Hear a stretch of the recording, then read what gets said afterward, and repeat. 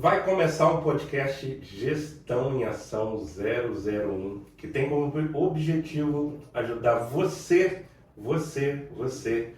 dono de uma pequena e média empresa, a construir um negócio sólido, lucrativo e rentável, através da profissionalização e aprimoramento da gestão.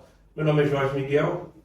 Meu nome é Ricardo Rodrigues. Meu nome é Wendel Fernandes. Beleza, sejam todos bem-vindos aí. E hoje nós estamos aqui com Ricardo Rodrigues, franqueado das Óticas Carol. Podemos dizer que também é nosso mentor, amigo, também cliente aí nosso aí da Super BR desde 2021, né, que a gente faz um trabalho de assessoria financeira, né, para as empresas do Ricardo.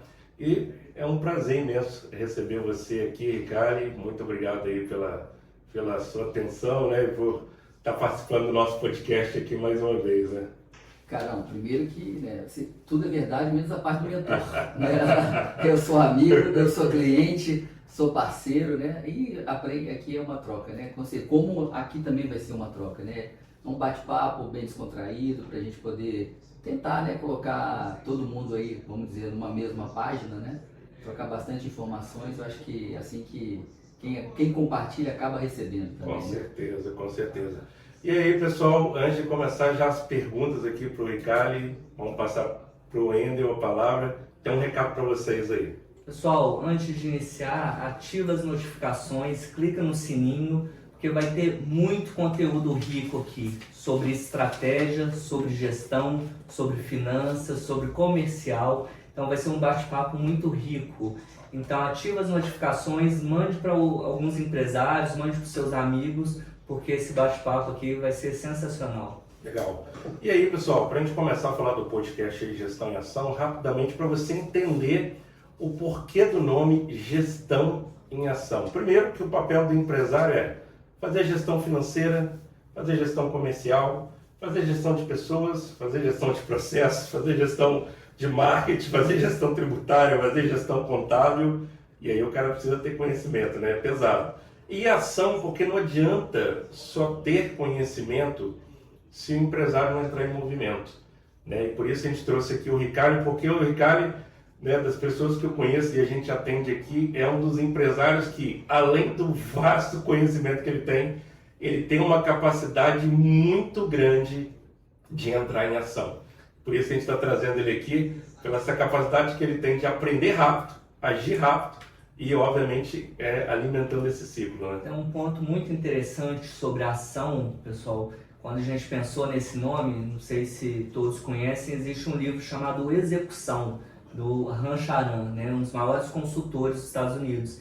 E nesse livro ele fala: o problema muitas vezes não está na estratégia empresarial, o problema está em não colocar em ação. As pessoas até sabem algumas coisas, mas não colocam em ação, né? E o Ricardo realmente, a gente quando pensou no Ricardo, foi porque realmente é uma pessoa que a gente vê que estuda, aprende e sempre coloca rapidamente as coisas em ação.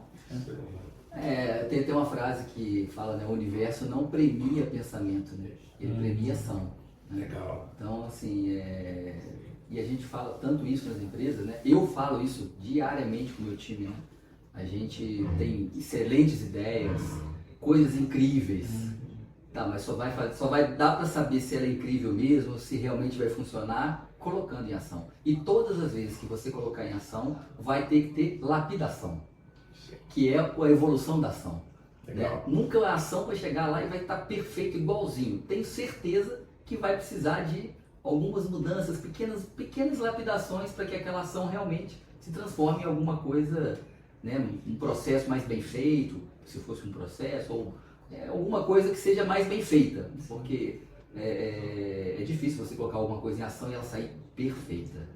Tem uma frase que fala: se quando você coloca em ação, se aquilo já está perfeito, você já perdeu o timing. Provavelmente alguém já começou antes e já acumulou experiência, né? Faz todo sentido. Então você já está atrasado. Aí você já está mais na fase do copiar, né? Isso. Que alguém já saiu na frente. Com certeza. E para começar, Ricardo, queria que você apresentasse aí, né, para o pessoal, falasse um pouquinho sobre como tudo começou, né, os marcos do caminho. E como é que você está hoje, né? Como é que faz que a sua empresa está hoje? Para que as pessoas possam ver um pouco da trajetória, né? A gente fala que por trás de um empresário, né, que uma empresa de sucesso, cara, tem uma jornada, e você tem uma jornada, né, e que eu gostaria que você contasse um pouquinho, assim, brevemente, dessa jornada, como tudo começou, desses marcos e como é que está hoje. Beleza, então vamos lá. Vou tentar resumir, né, porque é algo longo, só isso já, né, podcast inteiro. Vamos tentar resumir ele o mais breve possível, né? Bom, de varejo, pessoal, eu tenho 23 anos de varejo, atuando diretamente, trabalhando todos os dias, eu tenho 23 anos. Bom, mas antes disso, eu considero que eu tenho muito mais, porque talvez a minha base, com o que eu aprendi, foi antes desses 23 anos de varejo. Como, né, minha família sempre teve um negócio, assim, né, comércio, né, pequeno comércio, bem pequeno, mas teve uma coisa boa, que a gente, desde criança mesmo, eu me lembro assim, desde 12, 13 anos, a gente já ajudava de alguma forma. Naquele momento, é óbvio que você não tem nem maturidade para isso, você não está entendendo o quanto que isso vai te ajudar lá na frente, independente se eu fosse seguir o negócio ou não, né? O mesmo tipo de comércio, né? E isso me ajudou muito, por quê? Porque eu fiz serviços que até hoje me ajudam a entender melhor a empresa. Então, por exemplo, eu fiz serviço desde office boy, fiz serviço, na época era quando começou a informatização, então digitava estoque no DOS, eu fiz tanta coisa, a parte técnica de ótica, eu nunca trabalhei totalmente na parte técnica, mas eu estava sempre ali, sempre aprendendo, sempre de perto, sempre entendendo. Então, quando eu somo essas pequenas experiências, não era trabalho, tá, gente? Porque eu não trabalhava 8 horas, eu estudava, mas era principalmente férias. Quando não está viajando, a gente sempre tirava férias, mas naquele período que não estava viajando, ficava lá. Durante a semana, eu não tinha um compromisso assim, de ter que ir todo dia na hora tal, mas estava sempre lá, sempre ajudando.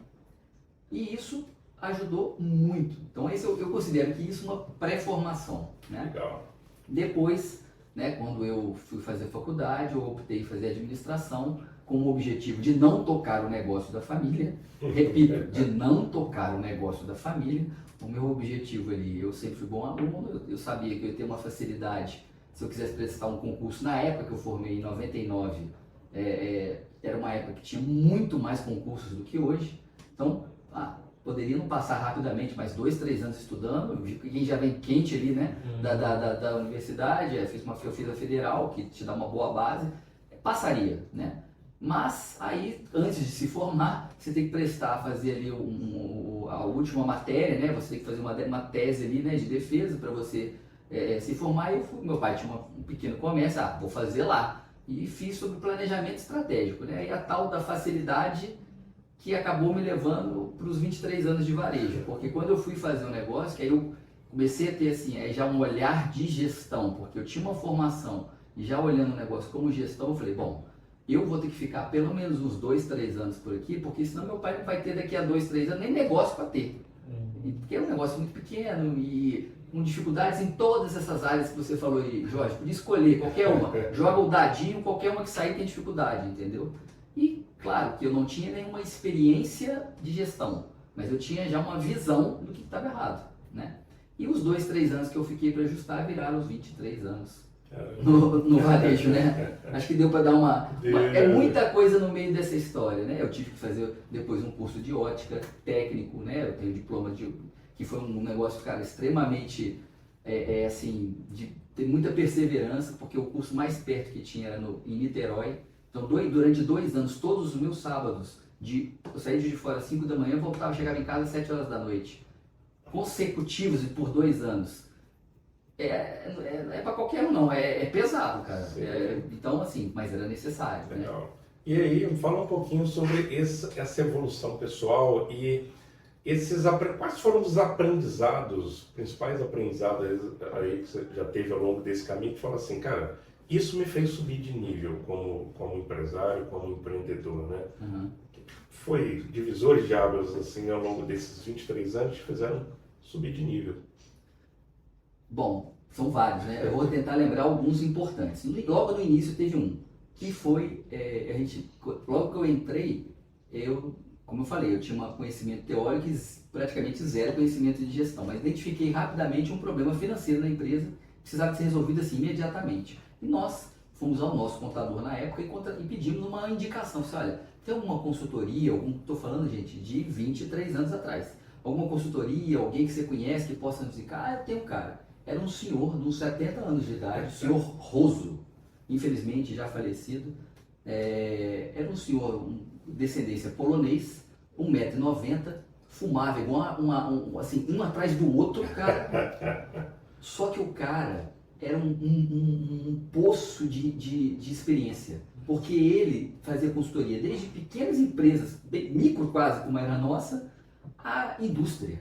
Legal. Era um cara com muita experiência e fazia aquilo há muitos anos. E o mais legal, que agora que eu vou falar, já existia um pré-informática ali, você já tinha computador. Ele, não, tudo no papel.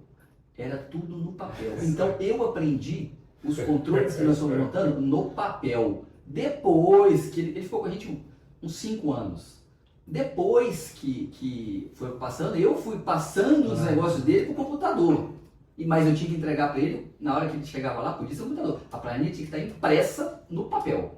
E ele andava com estojinho, com lápis, borracha, régua. Gente, um negócio assim.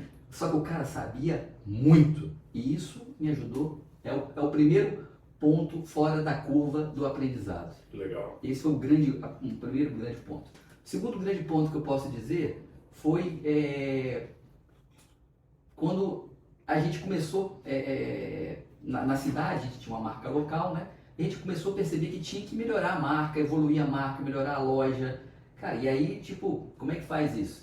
Aí você começa a conversar com pessoas que têm mais entendimento, conhecimento do que você, e aí a gente deu uma nova cara ali, já deu um novo posicionamento da marca na cidade. E o terceiro grande ponto foi quando a gente virou franqueado, né? E aí você muda realmente de nível, porque você começa a compartilhar conhecimento e adquirir conhecimento com o Brasil inteiro, porque era uma franquia já grande, assim, com diretoria muito capacitada. Então, assim, esses caras foram mentores, né? Então, isso ajudou demais, né, a ter uma mentalidade diferente, a entender muito como é franquia, tem muita ligação com o processo, tem muita ligação com você fazer as coisas sempre da melhor maneira possível. Então, isso evoluiu muito, né? Legal. Esses três, assim, me lembro, assim, rapidamente, foram grandes pontos fora da curva nesse período, né, que a gente ficou. Isso tem a ver com ter um empresário. Você falou de um mentor, aí depois falou um pouquinho de mudança de ambiente, né, que fez com que você fosse subindo de nível, né? Então, Sim. muito importante para o empresário aí saber escolher quem são as pessoas que talvez estão mentorando o negócio e também networking, né? Que você falou aí que começou a fazer networking, uma rede de relacionamento com vários empresários do mesmo setor, né? Em várias partes do Brasil. Verdade. E uma coisa também, claro, que somado a isso, Jorge, tem que ter, para qualquer empresário, ele pode não ser grande a empresa dele, pode ser pequeno, mas ele já tem que ter um pensamento de buscar sempre conhecer, né? Desenvolver, buscar conhecimento na área, fora da área. Assim, hoje então, que as coisas estão muito ágeis, muito rápidas, se a pessoa não estiver muito ligada no que está acontecendo, dificilmente a empresa vai estar também, né? É verdade. Tem o Jorge Paulema, né? Hoje talvez um dos maiores empresários do Brasil, né? Da Ambev. Ele falou no evento da XP uns 3 anos atrás: eu me sinto um dinossauro. É difícil para eu me atualizar. Ele falou: todo dia eu tenho que estar estudando, porque senão eu vou ficar para trás. Então você vê um empresário com 80 anos ou mais, um dos maiores empresários do Brasil, com uma equipe excelente, uma grande empresa, mesmo esse o tempo inteiro precisa estar se atualizando, né? Claro, porque uma hora que ele vai, assim, ele pode ter as melhores cabeças do lado dele, mas na hora que ele sentar com essas pessoas, e aí, como é que faz? Que conversa que vai ser essa? É isso aí. Então, assim, ele tem essa consciência de que a idade não vai interferir na continuidade do aprendizado. Sim, é verdade, sensacional. E aí, Ricardo, você falou de todo esse aprendizado, dessas experiências, desses pontos de evolução, e o que ficou de tudo isso como assim os principais elementos-chave de uma gestão empresarial, né? Seja a gestão empresarial de uma forma geral, né? Quais são os fundamentos, ou também se falando de ótica, né? Também é interessante falar Hoje a SupriBR, a gente tem muitos clientes de ótica, né? O Ricardo sabe disso, inclusive foi quem disseminou muito, né, no Brasil o nosso nome. Então tem muita gente de ótica que provavelmente está aí assistindo, está acompanhando. Então, em se falando da gestão geral, só que também de ótica, quais são os elementos-chave, os fundamentos da gestão que você considera os principais, né? Bom, aí vamos dividir em duas coisas, tá? Vamos dividir em gestão de varejo e gestão de ótica. Em gestão de ótica tem uma coisa diferente, que não vai ter na maioria dos varejos, que é ter o conhecimento técnico de ótica.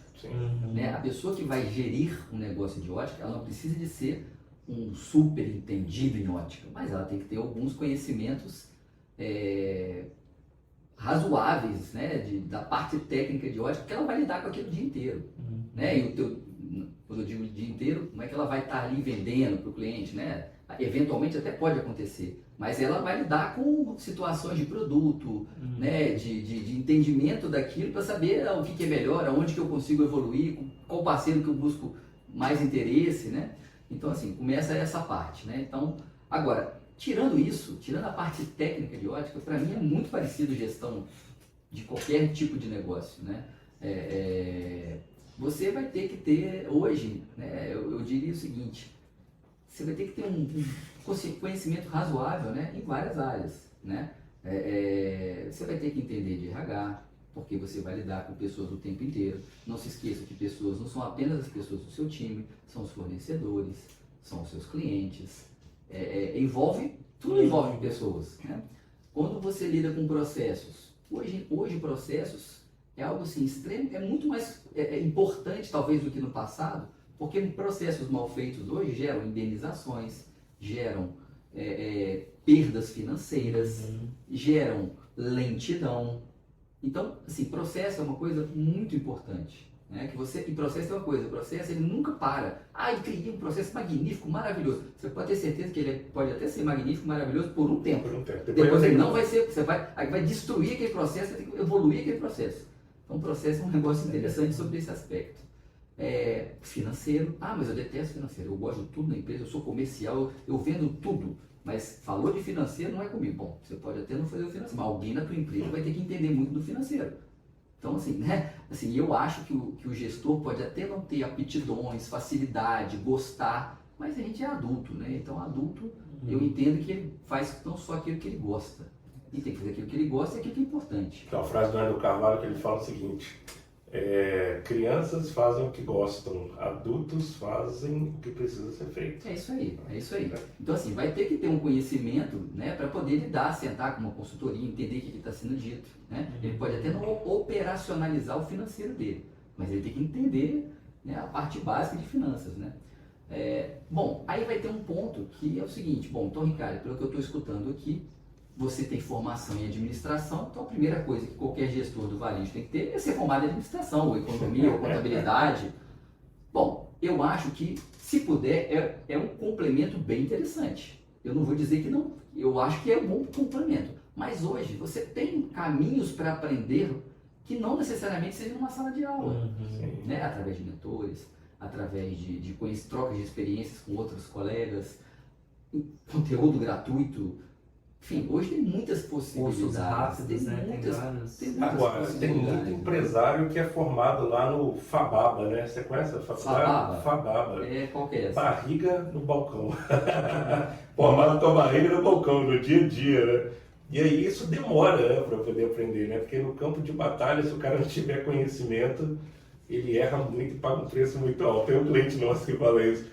Tem alguns colaboradores meus aqui que parece que são formados na Fababa, né? Faculdade de barriga no balcão, que o cara não foi se atualizando e foi aprendendo com o campo de batalha. Eu até lembrei de uma coisa, Jorge, para completar isso. Olha só que interessante. Agora, a gente está falando agora, coisa recente, né? De inteligência artificial. Então, se você olhar, assim, habilidade, a pessoa ter habilidade é importante? Mas habilidade é algo que você consegue desenvolver, né? Não é algo que é inacessível. Conteúdo é importante? Mas olha, com inteligência artificial, como é que você vai ter acesso a conteúdo assim, rapidíssimo, de qualidade? Cara, o que vai fazer muita diferença é o cara que põe as coisas em ação. Eu lembrei porque viu, gestão em ação tem tudo a ver com o que vai fazer diferença. O cara pode conhecer, pode ter habilidade, mas se não põe as coisas em ação. Ou seja, não pode deixar a quantidade de informação paralisar o empresário, né? Porque o empresário às vezes está diante de tanta coisa que ele fica paralisado também, né, cara? Pode ficar paralisado alguns, né? Pode, sei lá, aí a gente entra numa outro papo, cara, que é o papo do equilíbrio, né? Da pessoa buscar, assim, gente, uma coisa, sempre um desafio que eu tive na minha vida era entender o seguinte, cara, talvez eu tenha essa facilidade de enxergar quando eu estou desequilibrado. Entendi. Eu sempre estou desequilibrado. É rápido eu descubro que eu estou desequilibrado. Então, quando eu volto para o meu eixo com equilíbrio, cara, aí você aguenta tudo. Porque aí você tem disposição, você tem energia, você sabe que... vamos pegar qualquer situação, gente. Situação econômica do país. Pode chamar qualquer economista aqui que ele vai te mostrar curvas. Sobe, desce, sobe, desce, sobe, desce. Cara, é assim. Quem está no varejo há muito tempo já viveu sei lá quantas crises. Ele não vai nem saber lembrar essa quantidade de crise. Esquece, isso é normal, entendeu? É que o Brasil é um país muito desafiador sobre esse aspecto. Por isso que o brasileiro, ele se dá bem lá fora também, porque ele está acostumado com o nível de como dizer assim, ele atua no mercado, cara, viver no Brasil é insalubre, né? Empreender no Brasil é insalubre, né? Então assim, é uma situação que o empresário tem que estar acostumado. Ele não pode achar que isso, não, eu vou me matar aqui que essa crise vai passar, nunca mais vai vir outra. É muita inocência, né? Sim. E pegando um pouco assim do gancho, né, da pergunta do Andrew, Ricardo, o que eu gostaria de te perguntar? Como é que deve ser, né, a agenda de um dono de ótica, né? Principalmente, acho que tem muita gente que a gente atende e outras pessoas aí que você tem contato, a gente tem contato. Como é que deve ser essa agenda para que o cara possa começar a se organizar? Quais são os principais, vamos dizer assim, rituais de gestão, né? A rotina que um dono de ótica tem que ter para conseguir fazer o negócio dar certo? Bom, vou dividir em dois. Um se o cara tem uma loja e outro se o cara tem mais de uma loja. Ótimo. Eu acho que são dois processos diferentes. Se ele tem uma loja, e pode ser que, eu estou aqui para dizer que o cara tem uma loja, pode ser uma loja, ele pode ser super bem sucedido. Só tem uma diferença. Normalmente o cara que tem uma loja, ele tem um time mais reduzido, provavelmente ele mesmo é o gerente / supervisor, então ele está como é que é a faculdade aí que você falou? Fababa. Ele é o cara da barriga no balcão mesmo. E quer saber? Se ele sai da barriga do balcão, a venda dele é impactada. Por quê? Porque boa parte daqueles clientes vão ali por conta dele. Ele é a autoridade. Ele tem até dificuldade, cara, para tirar férias. Olha. Tamanha é a empresa é muito ele mesmo. Conheço vários, assim, e bem sucedidos. Bom, mas qual é o preço a se pagar? Já tá claro qual é o preço a se pagar. É o cara que está sempre, ele não tem direito nem de passar mal. Porque se ele passar mal, vai ter um problema na empresa. Ele tirar férias, vai ter ele se ausentar da empresa significa muito provavelmente que vai alterar, né, o dia a dia daquela empresa. Tá, ok. Agora, vamos dizer o cara que tem mais de uma loja. Não vou botar nem 7, 8, 10, vou botar 2. Não existem 2 pessoas. Ele não, né, nem se tivesse um irmão gêmeo, seriam 2 pessoas iguais. Então, com 2, a mentalidade já vai começar a ser diferente. Ele já vai ter que pensar em quê? Em ter um gerente. Ele já vai ter que pensar em quê? Agora eu já tenho que começar a pensar de uma forma diferente. Eu não estou lá o tempo inteiro. Ah, não, mas eu fico de manhã numa loja e de tarde na outra. Mas e daí? De manhã você nunca vai ficar o tempo todo na mesma loja, né? Então você vai ter que criar, vai ter que ter gerente, você vai ter que ter um controle maior de alguns processos, porque você vai ter que fazer uma gestão sem estar fisicamente presente ali. Então são coisas diferentes. E aí fica bem claro que quanto mais lojas você vai tendo, né? Eu tenho 5 lojas. Beleza, se você tem 5 lojas, você vai ter que ter, vamos dizer, pelo menos, vamos dizer que você ainda fosse o da barriga no balcão, 4 gerentes, né?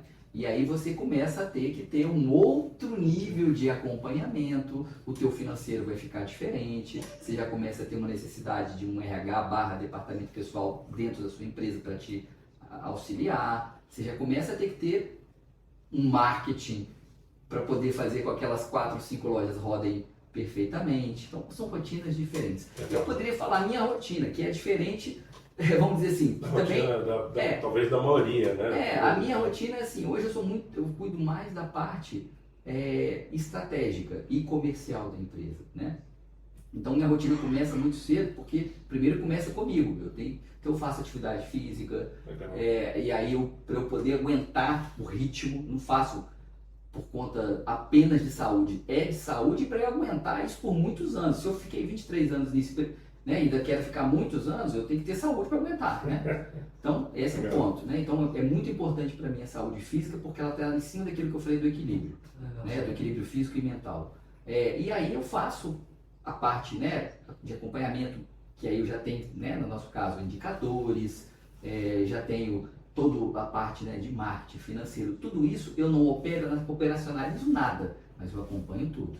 Né? Então, e cuido muito da parte estratégica, que a parte estratégica, que campanha que a gente vai decidir, o mês está assim, assado, o que nós vamos fazer? Né? Então, assim, você tem que ter alguém pensando, pode até não ser o dono, mas alguém na empresa tem que estar, normalmente é o dono, né?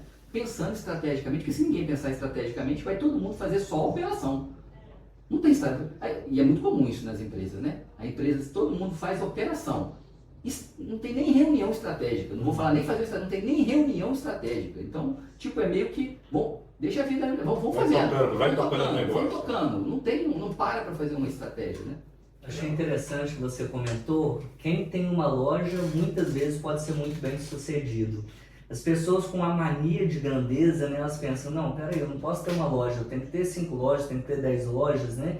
E a gente acompanhando até outros ramos, muitas vezes o cara tem um hotel, o cara tem uma clínica odontológica e aquilo está ótimo, né? Conheci um empresário, não sei se é do Mato Grosso, Goiás, enfim, ele tem uma clínica odontológica, mas com um faturamento assim, absurdo, né? Milionário. E ele falava, eu quero ser a clínica assim, uma clínica boutique, né? Enfim, então a loja também, eu acho que é o mesmo caso. Recentemente eu estava numa discussão sobre hotelaria, né? E aí, pensando lá na hotelaria, a gente pensando, poxa, como que esse hotel consegue uma nota tão alta assim se ele não é de rede? E a gente foi descobrir, o dono estava lá com a barriga no balcão. Então, isso permite uma qualidade muito grande, né? Muitas vezes. E, às vezes, com um negócio que não cresce tanto, ele consegue ali atingir bons níveis de faturamento. Porque ter uma loja, ter uma clínica, ter um hotel, não significa que aquela clínica, aquele hotel, aquela loja vai ficar igual o dia que ela abriu. Ela evolui. Ela pode pegar uma loja do lado, o hotel pode ampliar, a clínica pode pegar um terreno do lado, duplicar, tipo, entendeu? E continua sendo uma unidade. E eu garanto para você, escreve o que eu estou falando, qualquer um desses clientes que você falou, do hotel, da clínica ou de um varejo, se ele abrir a segunda, vai afetar o faturamento da primeira. Por quê? Porque o cara é um só.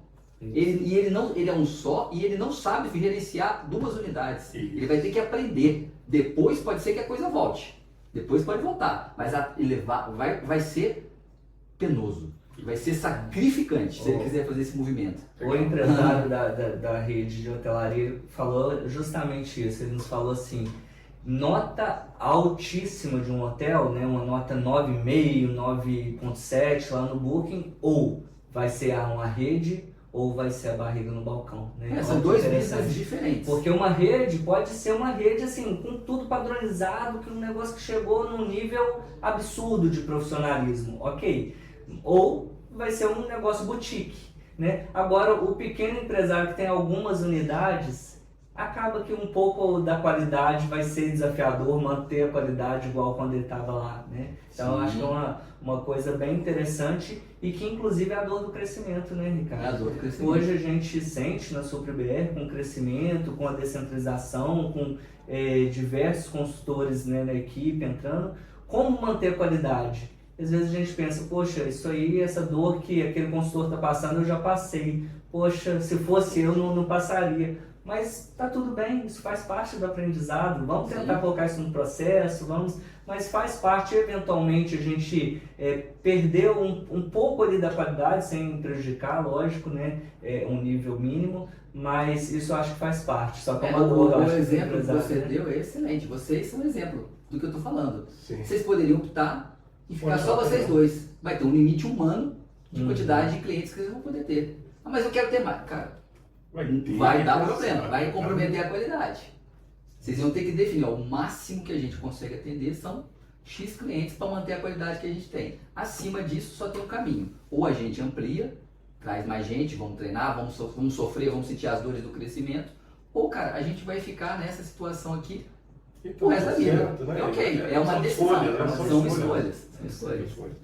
E aí, para cada escolha, né, tem desafios, né, cara? E aí eu queria que você falasse um pouquinho sobre quais são os macro, né, desafios, obviamente dentro do que você pode falar aí, desafios internos e externos enfrentados atualmente na gestão de ótica, né, principalmente da sua ótica aí. Como é que você tem lidado com esses desafios? Macro, desafios internos, externos, como é que você tem lidado com isso aí, né? Os macros, a gente até falou um pouco sobre isso, né? Assim, são as crises que a gente está acostumado a viver, né? Todas elas, claro, a única crise muito diferente que ninguém tinha vivido era a crise da pandemia. Mas o que nós estamos vivendo hoje, a gente já viveu inúmeras vezes, né? Então, eu acho que a questão macro tem que ter uma consciência seguinte, olha, ok, isso afeta, vai ter região que afeta mais, vai ter região que afeta menos. Se a gente pegar o Brasil, a região onde tem um agrobusiness forte, talvez não esteja sofrendo absolutamente nada. Porque o agrobusiness, ele é hoje o coração, né, econômico do Brasil há muito tempo. Né? Então, assim, tem isso também. Regiões mais industrializadas, menos industrializadas. Então, o país é tão continental que isso influencia a parte macro diferentemente em cada lugar. Mas a consciência que tem que ter é, isso você não controla. Sim. Isso você não controla. O que está dentro do teu controle? Eu acho que é isso. O que está dentro do teu controle é aquilo que você vai se dedicar à mesma energia. Né? E o macro, cara, não tem muito o que fazer. Né? É ficar atento, ficar observando, ver para onde vai, se está vendo melhoria aqui, melhoria ali. Mas o interno é o que a gente consegue fazer. Então, é olhar lá, porque 90% das vezes você vai resolver o teu problema internamente, independente do que está acontecendo no ambiente externo, né? Sim. Tem que ser alguma coisa assim muito poderosa, macro, que ninguém consiga internamente resolver o problema, né? E você sai até mais forte dessas crises, né? Porque a crise, ela acontece esses ciclos econômicos, né? As coisas melhoram, pioram, principalmente no Brasil, né? Tem um economista que fala que o Brasil flerta sempre com o abismo. Você fala, opa, vai pular, mas não pula, ele volta, né? Mas dessas crises acaba que a gente realmente sai mais forte, né? Porque você fortalece a gestão, você repensa. Então a gente, na consultoria, a gente viu muito que na pandemia, muito empresário aprendeu sobre gestão. E o empresário que às vezes não focava tanto na gestão, seja gestão financeira, gestão comercial, gestão de forma geral, pessoas. E aí ele falou, opa, peraí, eu tenho que olhar para cá. E saiu mais fortalecido. Óbvio que algumas empresas ficaram pelo caminho, né? Mas quem passou aí da pandemia, né? Diversos, por exemplo, no ramo do varejo, que sofreu muito, serviço, enfim, parte de viagem, eventos, saiu mais fortalecido. Então a gente tem grupos aí que estão crescendo muito e acreditam que a pandemia foi a grande escola, né? Então acho que não só a pandemia, que eu estou citando de exemplo, mas esses momentos de crise são alguns momentos que a gente olha para dentro e fala, o que eu posso ajustar aqui para enfrentar, né, os próximos passos, né? É fácil, gente. Quase ninguém se desenvolve muito quando está tudo bem. Fica na zona de conforto. Tá tudo bem. Meta toda direto, tá tranquilo, tem BO nenhum para resolver.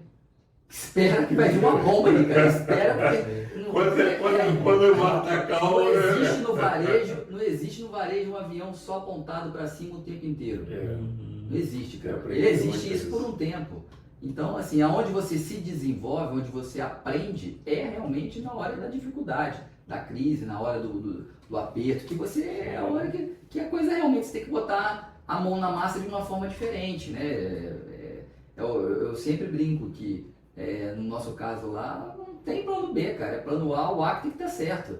A gente não tem outro... o plano é dar certo. O plano é dar certo. Não tem o plano para não dar, mais ou menos dar certo. O plano é dar É certo. porque quanto mais você cresce, é difícil voltar para trás, né? Sim, Eu vejo isso, quanto sim, mais sim. o empresário ele cresce, a empresa cresce, é difícil você regredir, porque até para regredir fica difícil. Sim, sim. Tem Mas custo tem também custo, para tem, regredir. Você tem custo Demitir. para reduzir e custo para crescer. Os dois têm custo, né? Sim. Então, assim, é desafio para ambos os lados, né? Ô, Ricardo, achei interessante que você falou sobre estratégia e comercial, que é o que mais ocupa o seu tempo e no seu ritual dentro da empresa, né? Tem a parte pessoal, o anterior, né? Atividade física e tal, mas dentro da empresa, estratégia e comercial. Em se falando de comercial, né? Principalmente pensando em comércio para ótica, né? Quais são as ações comerciais, quais são as estratégias? A gente precisa ter um bom CRM, a gente precisa sempre estar acompanhando o custo de aquisição de cliente, a gente tem que estar olhando na internet ou offline. Como montar uma boa estratégia comercial, né? Qualquer tipo de negócio está muito vinculado à venda, o tempo inteiro, obviamente. Mas o varejo a gente sente que é a venda na veia mesmo, né? Quais são as principais estratégias comerciais e como acontece a gestão comercial no seu ramo, enfim, no seu dia a dia? Cara, ela acontece o tempo inteiro, evolui o tempo inteiro, ela não fica parada nem um minuto.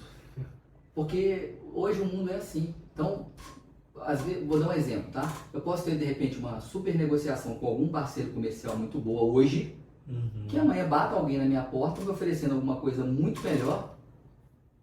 E aí? Como é que vai fazer? Aí você tem que avaliar quem são parceiros, como é que é, tem qualidade, não é porque não é só a questão de preço financeiro, Sim. tem qualidade, é confiável, vou ter o mesmo suporte, vou ter... O mercado vai aceitar, né? Essa marca vai ser bem aceita, tem tanta coisa envolvida que, assim, isso que eu estou dizendo acontece sempre, constantemente. Eu nem sei quantas vezes isso acontece no ano comigo, né? Então, então, eu estou dando um exemplo de como é ágil, de como as coisas mudam com velocidade, né? Mas uma estratégia comercial, né, para a ótica, eu acho que para o varejo como um todo, ela envolve muitas coisas. São assim, as coisas macro, né, que vamos dizer, né, quem são os seus parceiros, como que você marca o preço daqueles produtos, como que o seu time comercial é treinado, se é que ele é treinado, né?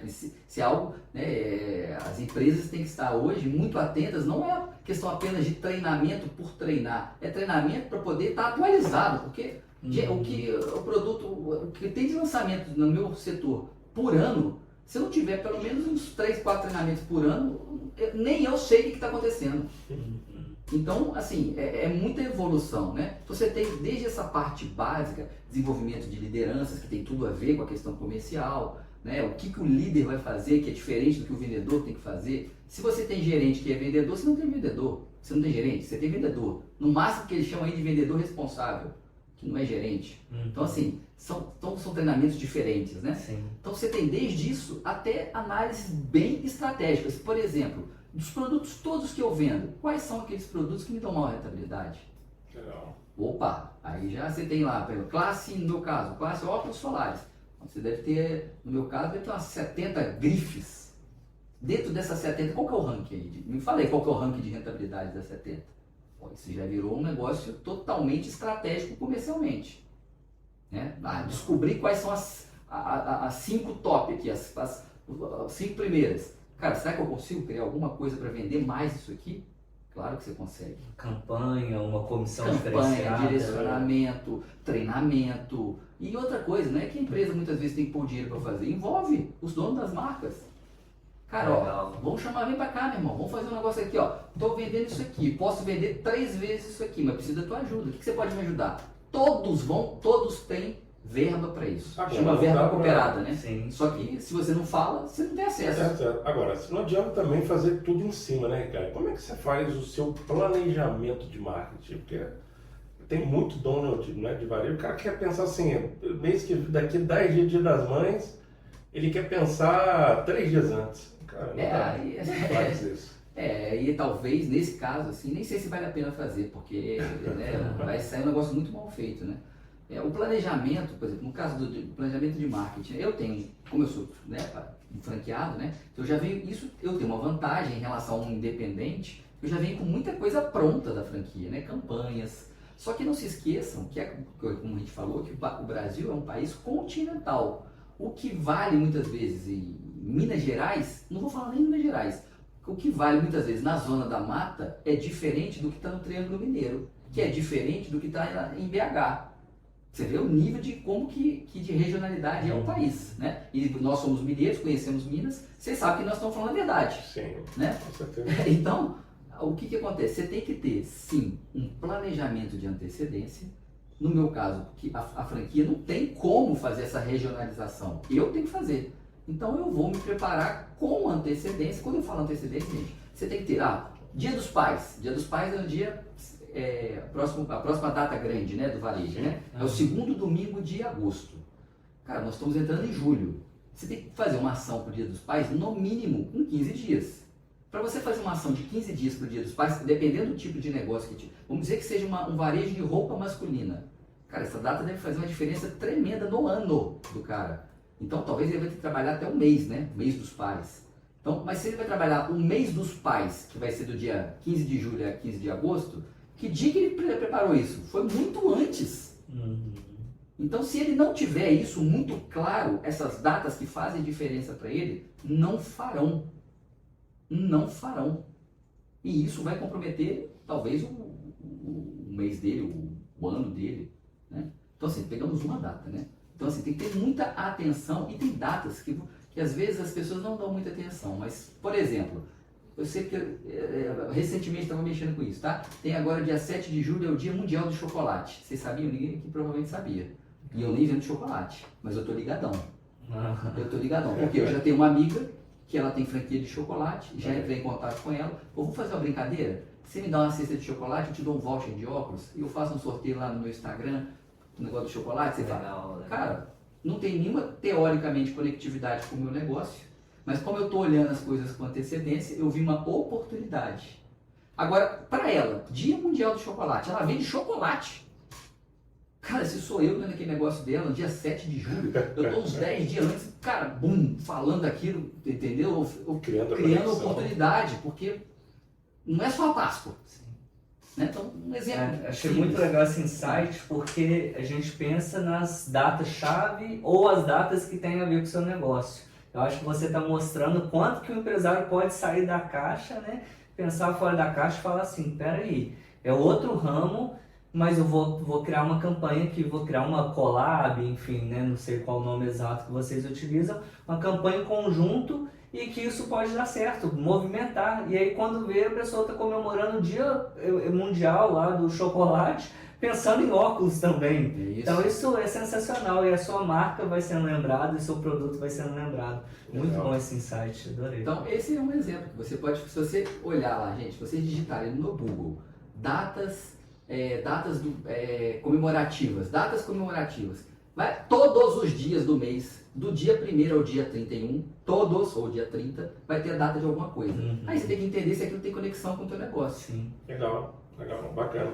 E aí, cara, falando um pouquinho assim de mudanças, inovações no segmento, né, do setor, né, nesse setor, cara, o que o dono de uma ótica precisa fazer para adaptar também esse novo ambiente, né? O que está acontecendo no ambiente do setor óptico que o cara precisa estar de olho, né? E quais foram as mudanças que ele precisa se adaptar para poder ficar atualizado, né?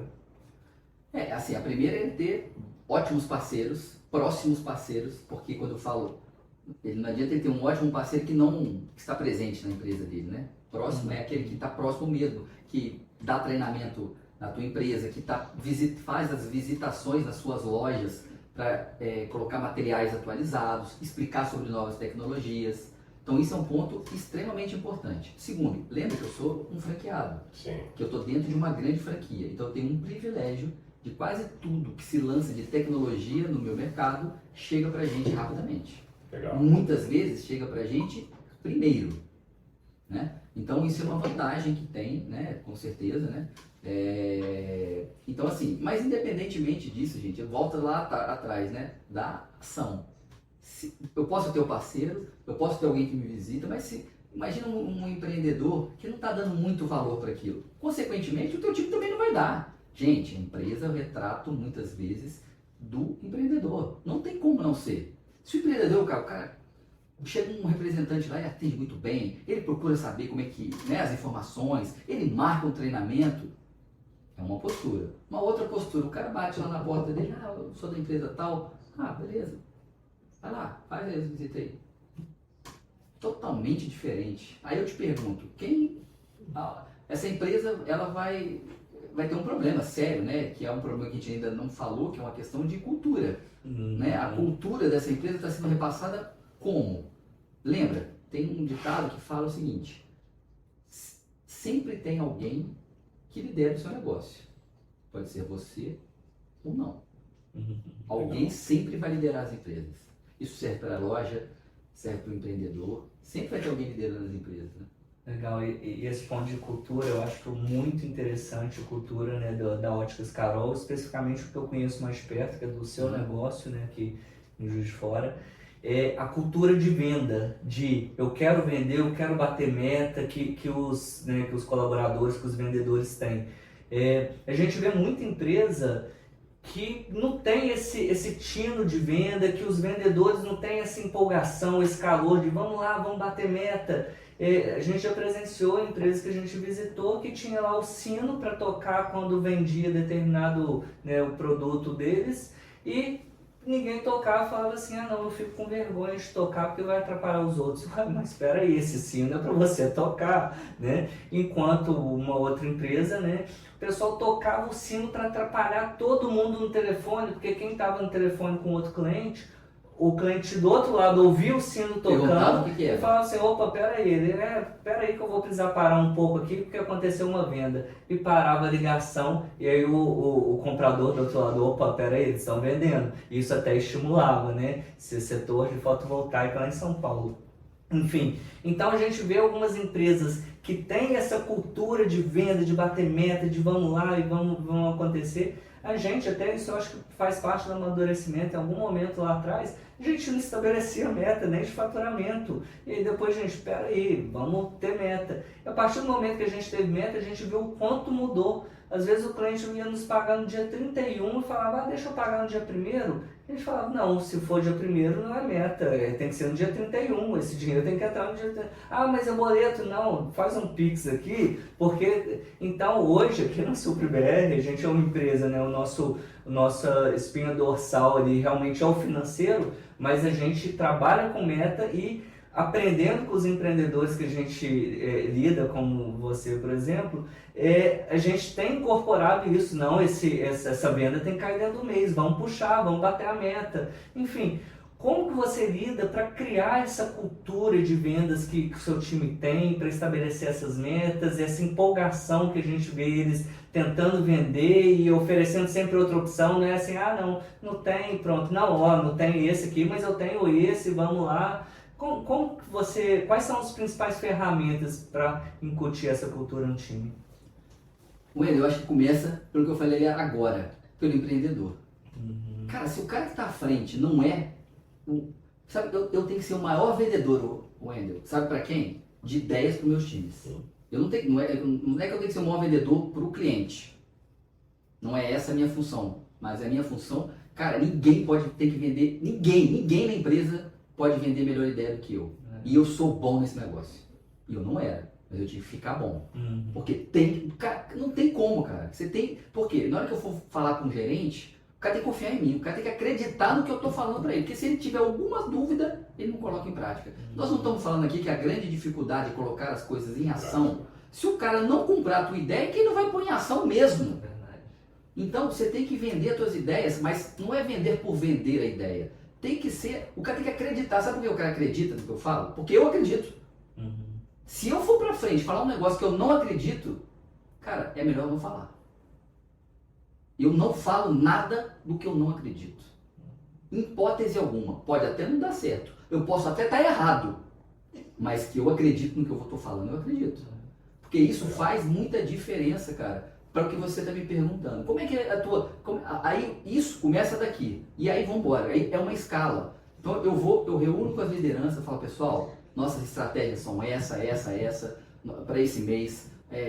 O Jorge já teve a oportunidade de participar de alguns treinamentos com as lideranças. A gente mostra com clareza, pergunta, está com dúvida. Muitas vezes outro problema, né? Comunicação. O empreendedor tem que entender se ele está conseguindo passar com clareza aquilo que precisa de ser passado. Às vezes é uma pessoa muito, um português assim, né? Muito, vamos dizer, preparado para aquele tipo de público. Ele tem que adequar, você tem que se adequar. Com quem que você está conversando? Qual é o teu público que você está conversando?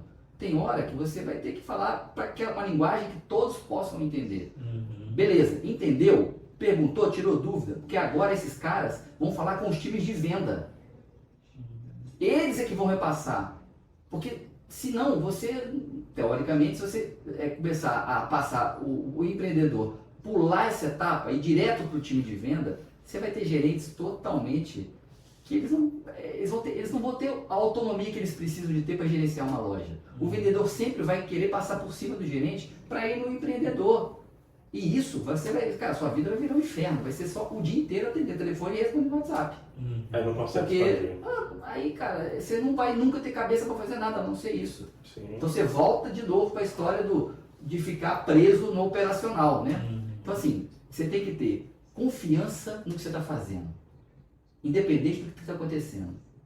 Entendeu? Tipo assim, claro que você não vai, tipo assim, você tem que ficar atento para fazer mudanças, para alterar, mas, cara, confia no processo. O processo está claro, está definido, cara, vamos embora. Não fica mudando toda... Eu vou pegar esse gerente, porque a maioria das vezes, o que a gente vê são gerentes que são gerentes no papel. Você tem um time, fulano é gerente. Quem é o gerente lá é o fulano. Mas o fulano não tem preparo, não é responsabilidade do gerente se preparar. Claro que aqueles que são fora da curva, me dá um papel escrito ali que eu sou gerente, meu irmão. Me dá ali um papel. Agora vocês vão ver. Mas isso é raro.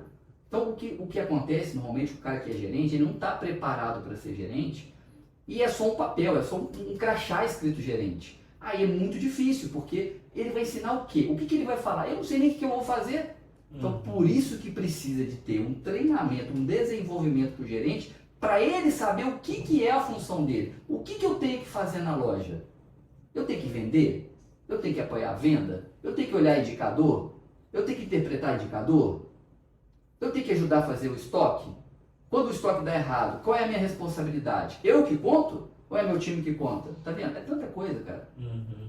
Então eu acho que, te dizendo com clareza, com relação a essa questão, como que o time de vendas vai lá, independente da loja que foi, e tem um padrão de atendimento, eu sou ralando muito, que isso não vai acontecer da noite pro dia, isso vai levar um bom tempo, e vai requerer até maturidade, né? Tem horas, gente, que a gente tem que às vezes segurar. A empresa, por exemplo, não tem uma venda para aquele time, aquela quantidade de gente, mas você acredita que aquele é um momento que vai voltar. Tem horas que a empresa tem que segurar os caras pelo treinamento que foi dado, porque perder aquela pessoa significa perder talvez anos de treinamento e desenvolvimento.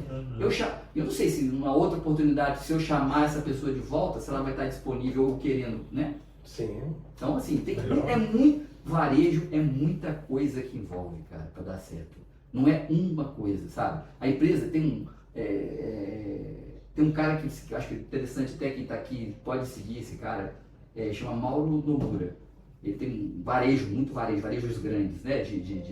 Ele tem lojas da Adidas, lojas de sapato feminino, muitas lojas, né? Um grupo bem grande. Pô, ele fala um negócio muito legal, que ele fala que a empresa dele, um dos pilares é ela ser frentex. O que é frentex? A empresa toda é voltada para a linha de frente. Então a tua retaguarda, os caras têm autonomia para resolver as coisas com o cliente chegou lá, tem um problema, os caras têm autonomia para resolver aquilo, e a retaguarda que se vire depois para resolver. A empresa inteira é frentex. Legal. Independente de quem está na frente ou quem está na retaguarda. Todo mundo tem um pensamento, cara, o que a gente faz para esses caras vender mais? Um outro pilar dos caras, vender e vender é bater meta e muito. Não tem negócio não é meta 1. Qual que é a meta máxima? Super meta. A cultura dos caras é super meta. Legal. Cara, é uma pressão violenta, né? Mas é acompanhamento, indicador. os caras, eles podem cobrar isso porque os caras que estão ali, eles têm como fazer. Sim. Porque muitas vezes se cobra que o cara faça uma super meta, você não tem nem produto, cara, para fazer super meta. Em falar até em super meta, né? Queria que você falasse assim pra gente ir caminhando aí pros finalmente, né? No nosso podcast. Falasse um pouquinho, quais são os principais indicadores comerciais, ou seja, os controles que você tem que ter no comercial. E para quem está assistindo aí, quais são os principais controles financeiros, né? Como é que você lida com a rotina, como é que você equilibra rotina para o comercial, rotina para acompanhar o financeiro, para você compartilhar aí com os donos de varejo, de ótica aí que estão acompanhando. Comercial, eu acho assim, para você ver desempenho comercial, você tem que ter indicador, né? Indicador do varejo, cara, os mais comuns, né, que a gente tem, além do faturamento, né, que claro que você tem que ter meta, e não existe varejo com uma meta, tá, gente? Não existe varejo que você só tem uma meta. Você tem que ter no mínimo umas 3 metas, né? No mínimo. Então, faturamento, você tem que ter o ticket médio. Hoje, então, fluxo menor de pessoas nas lojas físicas. Consequentemente, você tem que ter um super controle do ticket médio, que vai te salvar o ticket médio. PA, produtos por atendimento. Quantos produtos por atendimento você vende? Tem que ter esse controle. Outro ponto, que eu acho assim, um dos principais indicadores e quase ninguém tem. Taxa de conversão. Se entraram 10 clientes na loja hoje, quantos clientes compraram? Porque isso no final do mês, você vai saber se a sua loja está com problema de fluxo ou não. E, claro, quando eu falo isso, gente, estou falando da loja e vendedor a vendedor dentro daquela loja. Você tem que ter esse, né, análise individualizada e a soma daquilo é o que vai dar a loja. Então, isso comercialmente, esse acompanhamento de indicadores, eu tenho online, eu tenho e-commerce, cara, tem as mesmas coisas no e-commerce, inclusive a taxa de, que você pode ter, que é o ROI, né, do retorno do investimento, quanto que eu estou colocando de grana, né, no caso de qualquer coisa digital que a gente consegue controlar, quanto que eu estou pondo de grana e quanto que está trazendo realmente de venda, né? Sim. É um tipo de indicador, Então, assim, são muitos indicadores que você pode colocar. Atenção só para você não colocar indicador que não tem necessidade. Você vai ficar controlando uma coisa que não vai interferir muito na tua decisão. Coloca indicadores que vão te ajudar a tomar decisões corretas. Beleza. Para o lado financeiro. O lado financeiro é ter um bom DRE, se você tem mais de uma loja separadamente. Você pode ter conjuntamente, mas também separadamente. Você olhar as unidades de forma separada. Ter um fluxo de caixa para você poder acompanhar, né? Tipo, que as pessoas às vezes se confundem, DRE com fluxo de caixa, né? O DRE, vamos dizer assim, eu diria que o DRE é um retrato, é aquilo que aconteceu. Você pega um mês de junho, acabou o mês de junho, vou fazer o DRE do mês de junho, beleza. Você vai pegar tudo que aconteceu, é o DRE, né? Aquele retrato do que foi o mês de junho. O fluxo de caixa é dia a dia. Então é algo em movimento, né? Então já não é mais um retrato, é um filme, né? Tá tendo movimento o dia inteiro ali. Então é diferente. Muitas vezes as empresas dão resultados positivos, né? Lucro líquido, e tem um apertadas com fluxo de caixa. Facinho de acontecer, sabe como? Um jeito mais comum que eu vejo. Eu vendo, por exemplo, uma hipótese, tá? Tô vendendo em 6 vezes, mas pago meus fornecedores em 30 e 60. Cara, isso aí já começou um problema. Se você tá pagando com um prazo bem curto e vendendo com um prazo bem longo. Então, assim, você só conseguiria manter um negócio desse se você tiver um markup no produto altíssimo, né? Para que você possa ter aí esse fôlego para se financiar. O que cada vez hoje é muito raro. Markup altíssimo, me fala aí que eu não conheço. Porque não tem mais, porque o nível de concorrência é absurdo. Quem tinha algum tipo de comércio com markups altíssimos há 15 anos atrás, pode sentar aqui na mesa que deve ter caído pela metade. Legal. E aí, caminhando aí para as considerações finais, né? Uma pergunta final qual que é o pulo do gato da gestão da ótica? Qual que é o pulo do gato? O que o pessoal que está assistindo aí, ou gestão do varejo, nós estamos falando também de ótica, cara, o que é aquele ponto que o cara não pode deixar de ver, porque senão ele não consegue, vamos dizer assim, ter sucesso, consegue avançar, né, na gestão do varejo da sua ótica aí? Bom, eu falei que eu estou em 23 anos à frente, peguei aquele mais histórico ali, né? Eu estou procurando saber qual que é esse pulo aí também. Eu ainda não descobri. O que a gente pode dizer, acho que ficou claro, gente, que não existe a pílula, né? Aquela pílula ali que te salva. O que existe é uma soma No final, gente, eu sempre falo que você tem que pensar entre erros e acertos. Independente da empresa, ela tem que acertar mais do que errar. Porque ela vai errar. Mas impossível não errar. Inclusive errando que você aprende, né? Mais do que quando você acerta. Então assim, mais o nível de assertividade tem que ser maior do que o nível de erros, né? E aí você vai ter que aprender, né? Vai ter, vocês que dão consultoria para as outras óticas, estão, vamos dizer assim, estão com segurança para dizer isso para carimbar o que eu vou dizer agora. Cada um é de um jeito, cada cultura é de um jeito, as fortalezas são diferentes. Talvez assim, nossa, o ideal, esses 4 clientes nossos aqui, se eu somasse as fortalezas dos 4 ia virar um super, mas nunca vai ter, não existe isso, gente. Não existe, entendeu? Então o cara tem que ter esse conhecimento, essa clareza, o que é fortaleza dele, o que é fraqueza, tentar melhorar essas fraquezas, trazer pessoas onde ele percebe que ele é mais fraco para complementar, para tornar a empresa menos fraca naqueles pontos, né? Legal. Mas uma pílula, uma coisa, não tem, né? Não tem. Uma Legal. Coisa que é muito importante que a gente não falou e que tem a ver um pouco com essa sua pergunta, Jorge, é a questão que eu digo que é sempre pessoas. Cara, concentra muito no seu processo de seleção.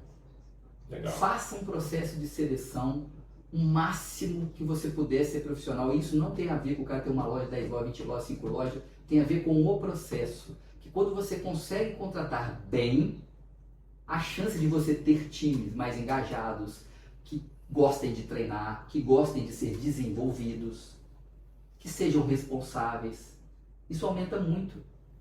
E é a mesma coisa o oposto, né? Sim. Quando você não tem esse tipo de preocupação, você tende a errar muito. Então você tem times, os times vão ficando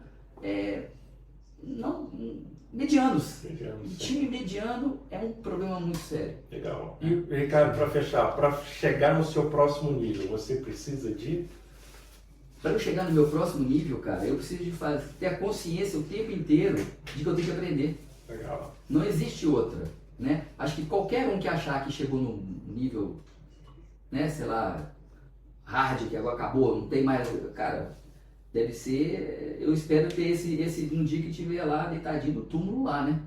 Porque não vai ter como parar, né? A velocidade que o mundo tá, a preocupação passa a ser até hoje outra, Jorge. Cara, como que eu vou conseguir acompanhar? Não é nem questão de... Não, que eu tenho que acompanhar, eu já sei. Mas como que eu vou conseguir? A minha preocupação passa a ser essa hoje, né? Legal, legal. Ricardo, foi sensacional, né? Como a gente imaginava nesse bate-papo. Eu peguei vários insights, anotei vários pontos aqui pra gente, né? Eu acho que, sobretudo, é um bate-papo, mas é troca, é aprendizado. E é isso que a gente precisa o tempo todo, né? Que você está falando de se atualizar, de estar por dentro. Então, é óbvio, todos os cursos têm sua importância, mas pegar a experiência de quem está ali na ponta, fazendo a gestão em ação, é a melhor forma realmente da gente alimentar, né? Então, partindo de nós que estamos aqui, pode saber que teve insight para a gente implementar na própria SuperBR. E com certeza, acredito que quem tá ouvindo, com certeza aprendeu muita coisa, absorveu muita coisa, então foi muito bacana. Obrigado, viu, Ricardo? Valeu, gente. Eu que agradeço, eu fico à disposição para quando vocês precisarem, estou sempre super disponível. Como eu disse, eu acho que quando alguém está aqui e fala, qualquer um que sentar aqui e fala, quando ele fala, ele reforça muitas vezes os conceitos dele. Ele também aprende, ele reaprende. Né? Sempre vai ser assim. Legal. E lembrando para você que quer continuar evoluindo constantemente de onde pequena e média empresa, ative o sininho, curta e compartilhe com o máximo de empresários aí que a gente quer levar essa mensagem, porque a gente sabe mais do que nunca quando o empresário está forte, a empresa também está forte e você precisa se desenvolver, igual o Ricardo falou. Obrigado e até o próximo episódio do podcast Gestão em Ação. Valeu!